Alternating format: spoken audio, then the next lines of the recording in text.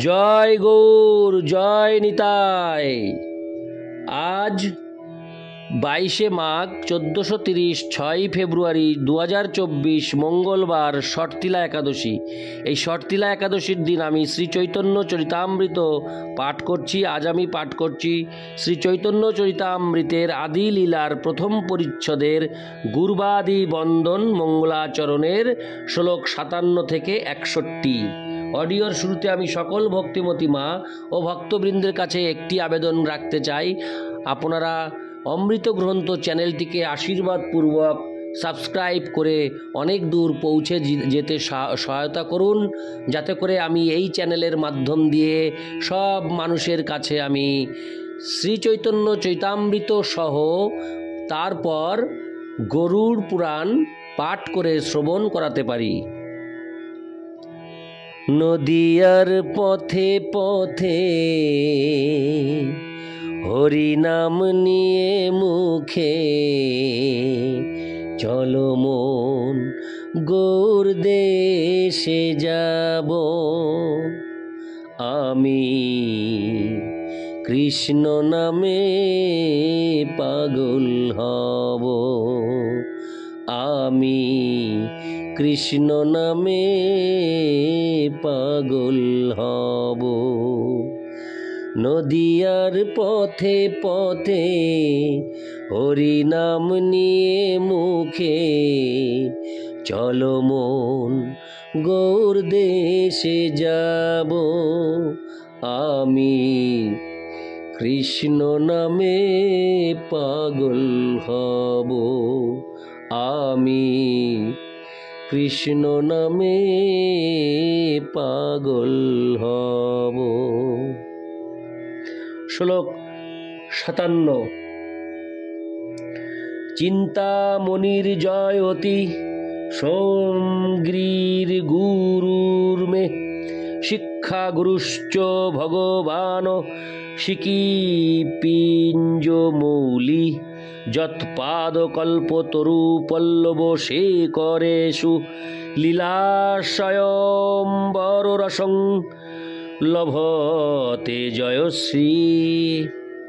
অনুবাদ: চিন্তামণি ও আমার দীক্ষা গুরু সোমগিরি জয়যুক্ত হন। মাথায় ময়ূরপুচ্ছধারী আমার শিক্ষা গুরু পরমেশ্বর ভগবান জয়যুক্ত হন। কল্পতরুর পল্লব রূপ তার শ্রীচরণ নখাগ্রের শোভাতে আকৃষ্ট হয়ে জয়শ্রী শ্রী রাধিকা স্বয়ম্বর সুখ মাধুর্য রস আস্বাদন করেন।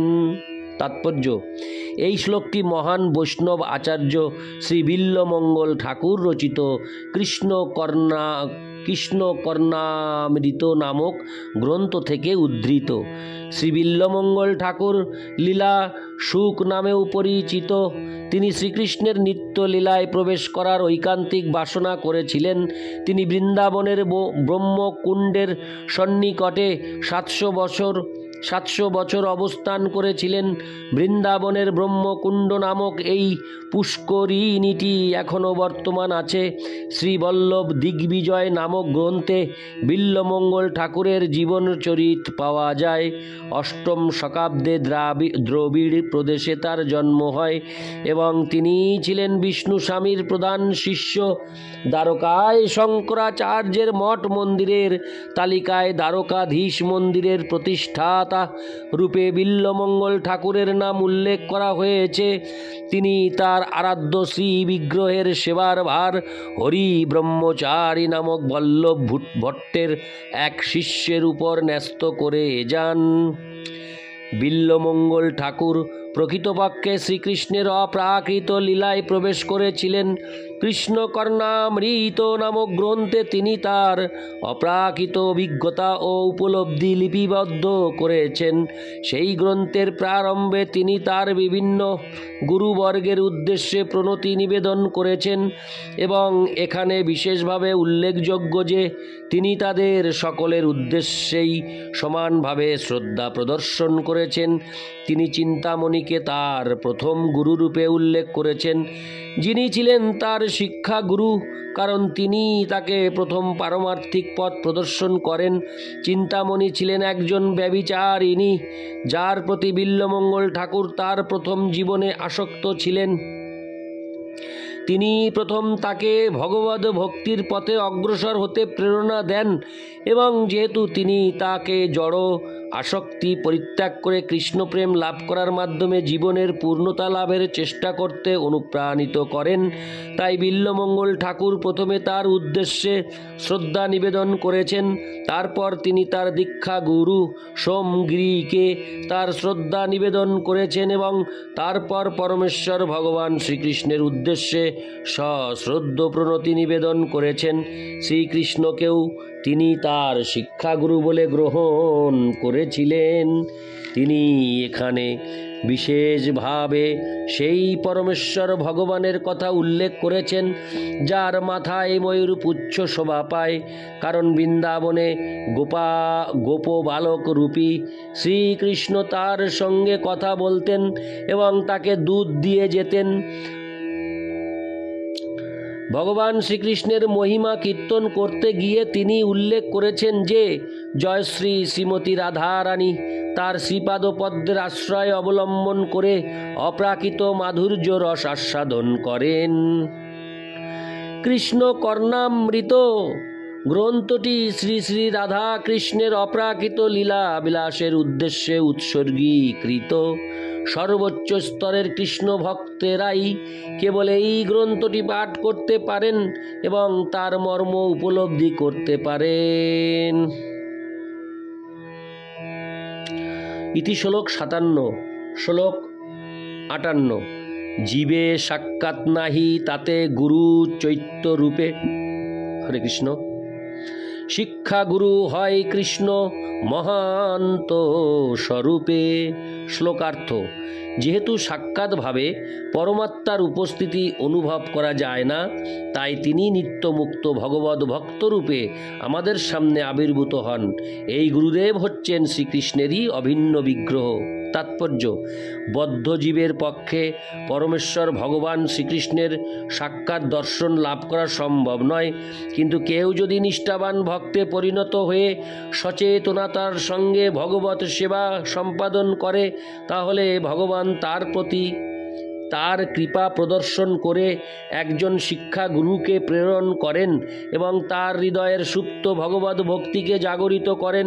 গুরুদেব সেই ভাগ্যবান বদ্ধ জীবের ইন্দ্রিয় গ্রাহ্য হন এবং সেই সঙ্গে চৈত্য গুরু রূপে শ্রীকৃষ্ণ তার অন্তর থেকে তাকে পথ প্রদর্শন করেন। চৈত্য গুরু রূপে ভগবান শ্রীকৃষ্ণ প্রতিটি জীবের হৃদয়ে বিরাজ করেন। ইতি শ্লোক 58। শ্লোক 59। ততো দুঃসঙ্গমুৎসৃজ্য সৎসু সজ্জেতে বুদ্ধিমান সন্ত এবাস্য ছিন্দন্তি মনোব্যসঙ্গমুক্তিভি। অনুবাদ: অতএব বুদ্ধিমান ব্যক্তি অসৎসঙ্গ পরিত্যাগ করে সৎসঙ্গ করবেন। সেই মহাপুরুষেরাই সৎ উপদেশ প্রদান করে ভগবদ ভক্তির প্রতিকূল সমস্ত বাসনা বন্ধন ছেদন করবেন। তাৎপর্য: এই শ্লোকটি শ্রীমদ্ ভাগবতের থেকে উদ্ধৃত। শ্রীমদ্ ভাগবতের উদ্ভব গীতা নামক অধ্যায়ে শ্রীকৃষ্ণ উদ্ধবকে এই কথাগুলি বলেছিলেন। স্বর্গের নর্তকী উর্বশী ও পুরুরবার কথা প্রসঙ্গে এই শ্লোকটি উল্লেখ করা হয়েছে। উর্বশী যখন পুরুরবাকে হরে কৃষ্ণ স্বর্গের নর্তকী উর্বশী ও পুরুরবার কথা প্রসঙ্গে এই শ্লোকটি উল্লেখ করা হয়েছে। উর্বশী যখন পুরুরবারকে ছেড়ে চলে যায়, পুরুর্বা তখন অত্যন্ত বিরহ কাতর হয়ে পড়েন, কিন্তু পরে বিবেক লাভ হলে সঙ্গদোষের ফল উপলব্ধি করেন এবং এভাবেই মানসিক দুর্বলতা জয় করতে সক্ষম হন। এখানে এই শিক্ষা দেওয়া হয়েছে যে পারমার্থিক জ্ঞান লাভ করতে হলে সর্বদা অসৎসঙ্গ ত্যাগ করে পারমার্থিক জ্ঞান দানে সক্ষম সাধু মহান্তদের সঙ্গ করা উচিত। এই ধরনের তত্ত্বদ্রষ্টা মহাপুরুষদের মুখনিসৃত সৎ উপদেশাবলী হৃদয়াভ্যন্তরে প্রবেশ করে জন্ম জন্মান্তরের অসৎ সঙ্গজনিত কলুষ দূর করতে পারে। অনুন্নত ভক্তদের পক্ষে দুই রকমের সঙ্গ বিশেষভাবে পরিত্যজ্য: নিরন্তর ইন্দ্রিয় তৃপ্তির প্রচেষ্টায় রত ঘোর বিষয় বা জড়বাদীর সঙ্গ। হরে কৃষ্ণ। ইন্দ্রিয় মনোধর্ম প্রসূত জল্পনা কল্পনার দ্বারা পরিচালিত ভগবৎ সেবা বিমুখ অভক্ত যে সমস্ত বুদ্ধিমান মানুষ দিব্য জ্ঞান লাভের প্রয়াসী, তাদের পক্ষে অত্যন্ত সতর্কতার সঙ্গে এই ধরনের অসৎসঙ্গ বর্জন করে চলা উচিত। ইতি শ্লোক 59। শ্লোক 60। শতাং প্রসঙ্গান্ম বীর্য সংবিদ ভবন্তি রীত কর্ণরসায়না কথা তজ্জোষণাদাস্যোপবর্গবর্তনী শ্রদ্ধা রতির ভক্তিরনুক্রমিষ্যতি। অনুবাদ: পারমার্থিক মহিমামণ্ডিত ভগবানের কথা ভক্ত সঙ্গেই কেবল যথাযথভাবে আলোচনা করা যায় এবং সেই কথা শ্রবণে হৃদয় ও শ্রবণেন্দ্রিয় তৃপ্ত হয়। ভক্ত সঙ্গে সেই বাণী প্রীতিপূর্বক শ্রবণ করতে করতে শীঘ্রই মুক্তির বর্তস্বরূপ আমার প্রতি প্রথমে শ্রদ্ধা, পরে রতি এবং অবশেষে প্রেমভক্তি ক্রমে ক্রমে উদিত হয়। তাৎপর্য: শ্রীমদ্ ভাগবতের তৃতীয় স্কন্দের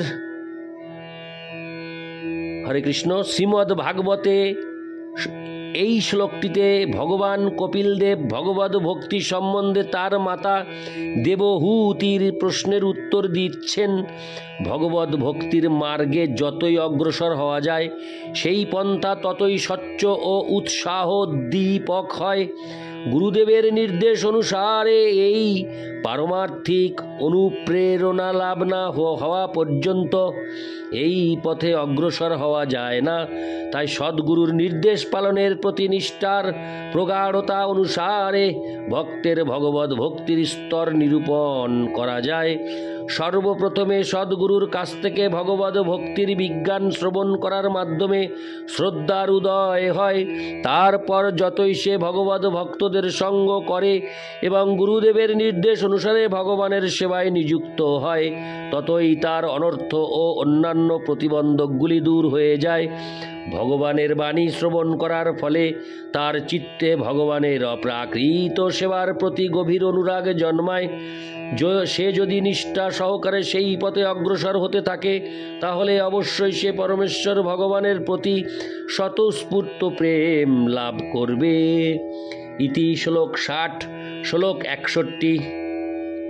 ঈশ্বর স্বরূপ ও ভক্ত তার অধিষ্ঠান, ভক্তের হৃদয়ে কৃষ্ণের সতত বিশ্রাম।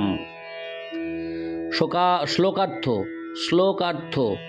যে শুদ্ধ ভক্ত নিরন্তর ভগবানের প্রেমময়ী সেবায় যুক্ত, তিনি ভগবানেরই স্বরূপ এবং সেই ভক্তের হৃদয়ে ভগবান সর্বদাই বিরাজ করেন। তাৎপর্য: পরমেশ্বর ভগবান এক এবং অদ্বিতীয়, তাই তিনি সর্বশক্তিমান। তার শক্তি অচিন্ত ও অনন্ত, তবে তাদের মধ্যে তিনটি হচ্ছে মুখ্য: ভক্তকে এই সমস্ত শক্তির একটি বলে বিবেচনা করা হয়। ভক্ত কখনো শক্তিমান তত্ত্ব নন, সর্ব অবস্থাতেই শক্তিমান হচ্ছেন পরমেশ্বর ভগবান। তার শক্তিগুলি নিত্য সেবার উদ্দেশ্যে তার সঙ্গে সম্পর্কিত। বদ্ধ অবস্থায় জীব শ্রীকৃষ্ণ ও শ্রী গুরুদেবের কৃপার প্রভাবে পরমেশ্বর ভগবানের প্রতি তার সেবা প্রবৃত্তি বিকশিত করতে পারে। তখন ভগবান তার হৃদয়ে নিজেকে প্রকাশিত করেন এবং সে তখন জানতে পারে যে শ্রীকৃষ্ণ প্রতিটি শুদ্ধ ভক্তের হৃদয়েই বিরাজ করছেন। প্রকৃতপক্ষে শ্রীকৃষ্ণ প্রতিটি জীবের হৃদয়েই বিরাজ করেন, কিন্তু শুদ্ধ ভক্তই কেবল তা উপলব্ধি করতে পারেন। ইতি শ্লোক 61। জয় গৌর, জয় নিতাই। জয় গৌর, জয় নিতাই।